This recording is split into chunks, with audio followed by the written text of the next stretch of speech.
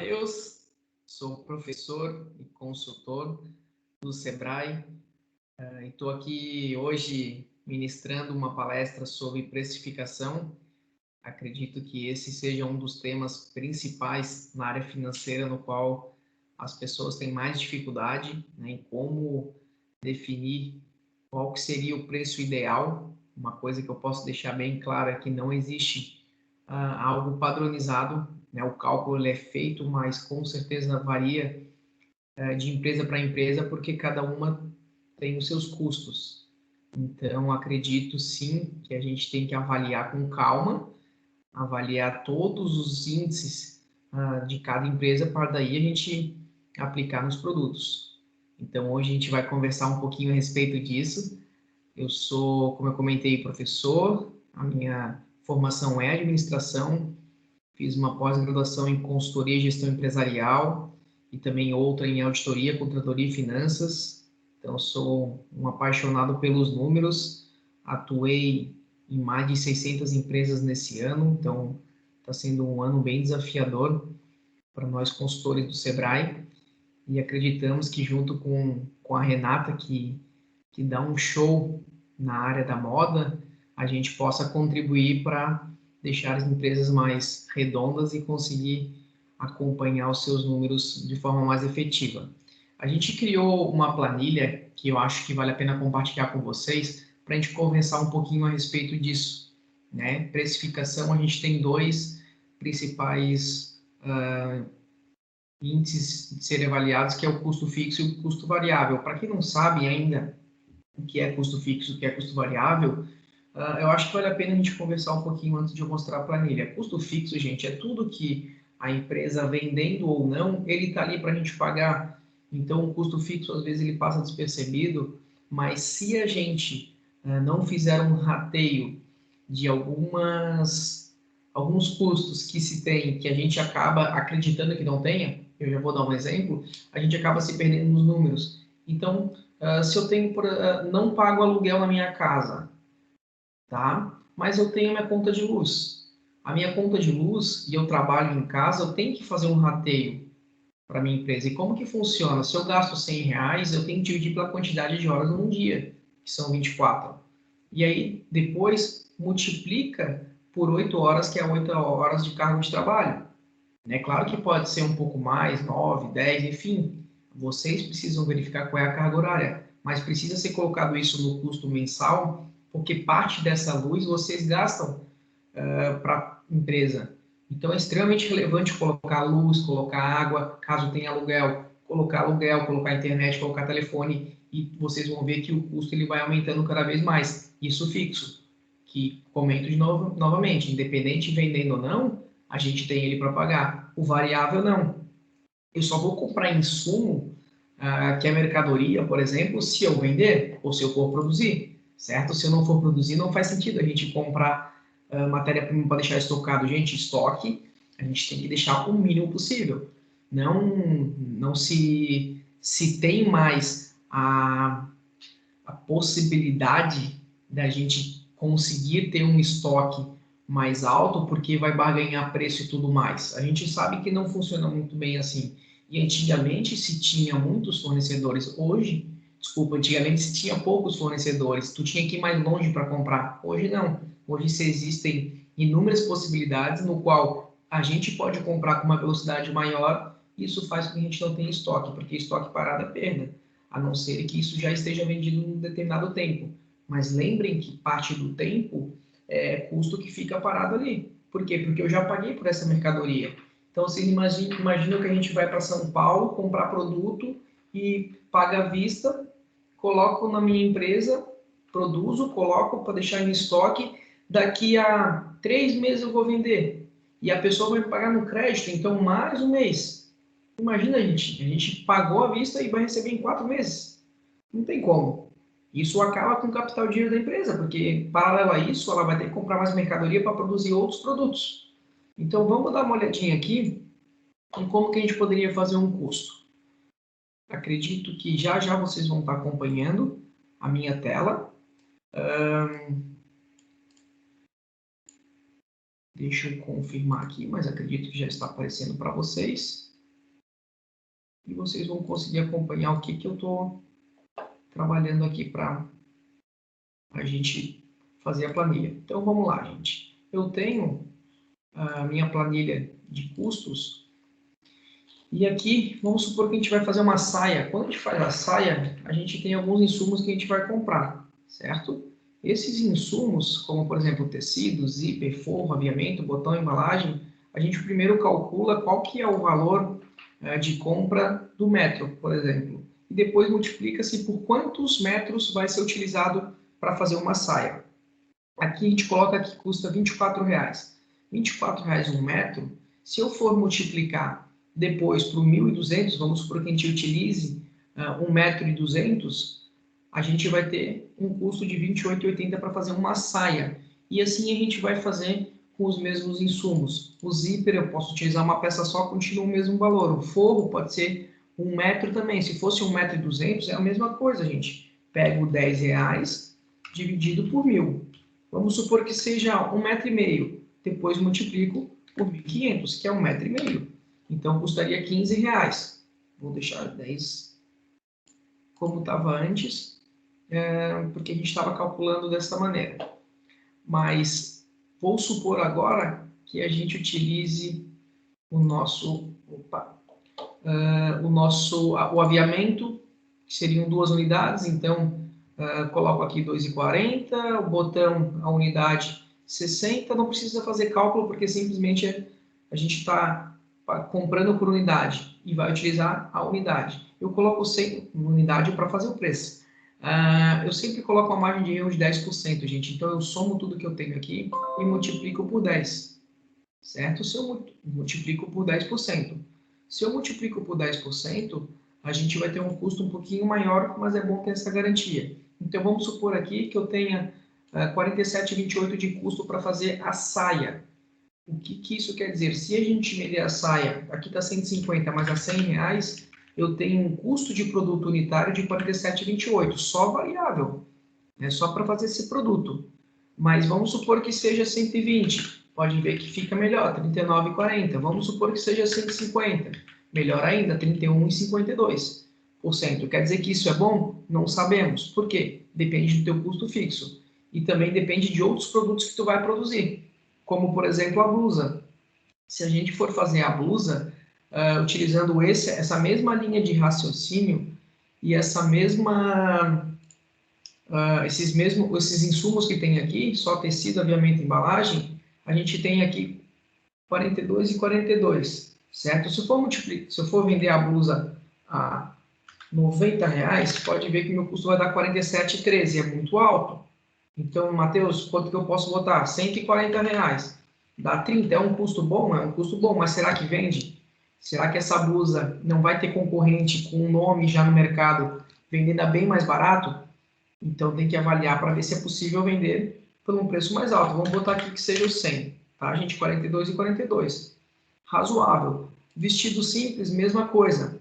A gente utiliza a mesma linha de raciocínio e vamos supor que lá no final deu 57,51 para a gente vender a 250. Então, vamos botar um pouco mais para R$200.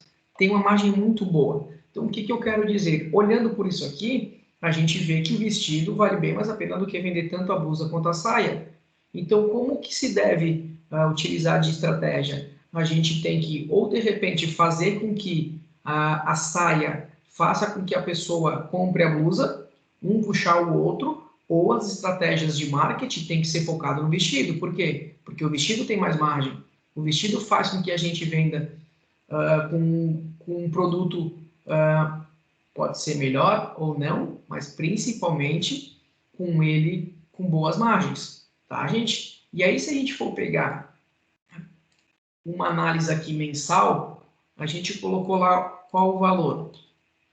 Saia 150, blusa 100 e vestido 200. Então, 150, 100 e aqui o vestido vou botar 200. Ok. Vamos botar um cálculo mínimo para ver quantos vocês precisam vender por mês para pagar o custo fixo e o variável. Vamos supor aqui que vocês vendam 10. Vou botar 10, 10, 10, tá, gente? 10 de cada. Calculando pelo valor. Pode ver que já dá uma somatória aqui no final, tá? De 4.500. Então, eu tenho de venda bruta é a venda sem nenhum tipo de desconto. Tudo que é bruto é algo sem desconto. Quando é líquido, a gente pega o bruto e tira despesas para ter um valor líquido, tá? Aqui a gente supôs que 70% seja vendido em cartão e 30% em dinheiro, ok? Isso quer dizer que a gente teria uma taxa, botei 3% aqui de crédito da maquininha sobre o valor do cartão. Então, enfim, a gente tem aqui 189 de custo variável com a maquininha. A gente não tem mais nenhum custo variável, por quê? A empresa não está no Simples, é um MEI, o MEI ele é fixo, vocês podem observar que o MEI vocês não pagam de acordo com o faturamento, faturando 1.000, 2.000, 3.000, o valor é o mesmo, que arredondando vai para R$58. Se fosse no Simples Nacional, vocês pagariam 6, 7%, depende da alíquota da categoria, sobre o faturamento. Então, 6% de 1.000 é uma coisa, 6% de 2.000, com certeza, vai aumentar o teu custo. A gente não botou também tarifas de boleto, caso vocês emitam boleto, vocês colocam aqui, Matheus, eu faço 5 boletos por mês, a R$2,80 cada boleto. Beleza, coloca o valor aqui, seria um desconto também, tá? Mas eu vou tirar. Comissão de vendedor, vamos supor que vocês vendessem para vender, vocês tivessem um vendedor, coloca sobre a venda bruta. Então, da venda bruta, vamos supor que 50% é o vendedor que vende, e ele tem uma comissão de 30%. Então, a gente pagaria R$635 para ele, mas aqui a empresa também não tem. Opa, então, a gente deixa zerado, tá? Aí a gente vai para o nosso custo do produto vendido, ou custo da mercadoria vendida. Depende, gente, do que a empresa faz. Se ela produz, custo de produto vendido. Se ela compra e vende, revende, custo da mercadoria vendida, que é o CMV e CPV, que é a mesma coisa, tá, gente? Então, aqui a gente colocou os principais produtos lá daquela outra planilha: tecido, aviamento, forro, zíper e botão. O tecido a gente utiliza nos 3 produtos. Então, a gente colocou aqui que vai vender 30 produtos, certo? 10, 10, 10. Então, a gente tem um custo unitário e multiplica simplesmente por 30 unidades. O aviamento também multiplica por 30, porque a gente vende em todos. Já o forro não, o forro a gente vende 2 produtos, então é 10 mais 10. O zíper, mesma coisa, em 2 produtos, 10 mais 10. O botão é só em 1, então seriam só 10 e a embalagem 5 por 30, porque vende nos 3 produtos. Esse cálculo aqui já a gente puxa da outra planilha, a gente só está multiplicando pela quantidade vendida, tá, gente? O que eu posso afirmar para vocês aqui é que o custo sobre o produto vendido é alto, gira em torno de 69%. Então, é preciso avaliar se realmente não, ou teria que aumentar o preço ou teria que reduzir o custo. Vamos para a questão das despesas fixas, tá? A empresa não tem folha de pagamento, a pessoa trabalha sozinha, mas ela tem um salário de R$1.500. A gente coloca como prolabore, então não tem outros custos sobre gestão de pessoa. Ah, Matheus, eu trabalho em casa, mas eu pago 2.000 de aluguel para a pessoa. Beleza, vamos fazer o rateio. 2.000 dividido por 24, que são as horas, como eu comentei antes, vezes 8, que são 8 horas trabalhadas, tu vai ter um custo mensal de R$666 por mês. A questão da energia elétrica, Matheus, eu pago 150. Então tá, 150 dividido por 24 vezes 8, a gente tem um custo mensal de R$50. Matheus, de telefone e internet eu gasto 150, vou botar um valor diferente, gasto 170, então 160, 70 dividido por 24 vezes 8, a gente tem um cálculo de R$56. Não gasto com estacionamento, o MEI não precisa pagar contador, alimentação, amostras a gente não dá, material de escritório a gente não tem mensalmente. Vamos supor que a gente compre material operacional, pode ser tesoura ou algum insumo para te produzir, gasta R$50 por mês, vamos colocar aqui. O mês 58, limpeza não, combustível, Matheus, eu gasto um tanque por mês, vamos botar 200 aqui, fazer as minhas vendas e até fornecedor. Colocamos aqui também. Manutenção de veículo não, outros não, despesa financeira tem uma taxa de R$30 no banco. Os alvarás o MEI não precisa pagar, certificação digital é um rateio no qual a gente paga uma vez no ano. Então eu pego o valor, por exemplo, de 200 e divido por 12, que seria mensalmente. E gasta-se mais ou menos R$100 com marketing e publicidade. Imprevisto é sempre pelo menos 5% de imprevisto sobre os custos totais, que é algo que, de repente, a gente acabou não colocando. Então, 6.100 vezes 5%, a gente tem aqui R$305 de imprevisto. Tá, gente? Então, a gente tem um custo total, pegando o custo variável, pegando o fixo de 6.140, e a gente fatura 4.500. Não dá. O que a gente precisa fazer? Ou aumentar o preço, ou aumentar o volume de venda, fazendo com que o custo fixo seja rateado. Então, o que a gente pode fazer aqui? Não vamos aumentar o preço, vamos aumentar, de repente, a quantidade vendida. Ao invés de 10, vamos botar 20 em cada. Então, a empresa precisa vender 60 produtos no total. Tá? O custo variável pode ver que já aumentou junto. Aqui, ao invés de 30, a gente vai ter que multiplicar por 60, que é a quantidade vendida. Tá? 20 vai para 40, 10 vai para 20, desculpa, vai para 30. E embalagem 30 vai para 60. A gente vai para 20, não vai para 30. Beleza, temos 6.000 aqui. E aí o teu custo fixo ele não aumenta, isso que é legal, gente. Então, tu vende mais e o teu custo fixo ele não vai aumentar, mas vamos ver como é que vai ficar lá no final. Ó, ainda tem prejuízo de 465,16. Matheus, não consigo vender mais, vou ter que aumentar algum produto. Vamos pensar no vestido, então, para R$250. Ao invés de multiplicar para 200, tu vai multiplicar para 250. Teu faturamento foi para R$10.000.